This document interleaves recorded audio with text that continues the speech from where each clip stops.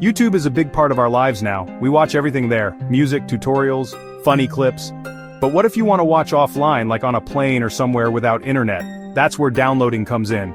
It lets you save videos to watch anytime, anywhere. But downloading YouTube videos needs to be done right. This means understanding the rules and being fair to the creators. We'll talk about all of that in this essay. First things first, not all YouTube downloading is okay.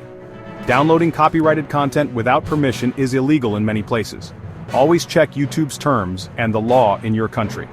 Ethically, it's important to remember that creators put effort into their videos. Downloading for personal use might be fine, but sharing or profiting from their work without permission is not cool. Always give credit when you can and support creators you like. There are many tools to download YouTube videos. Two popular options are 4K Video Downloader and online converters. 4K Video Downloader is a program you install on your computer. First, copy the YouTube video link. Then, open 4K Video Downloader and click Paste Link. Next, choose your preferred format, like MP4 and quality. Finally, click Download. Online converters work right in your web browser.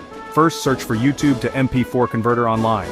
Then, paste the YouTube video link into the converter's box. Select the format and quality you want. And lastly, click the download button.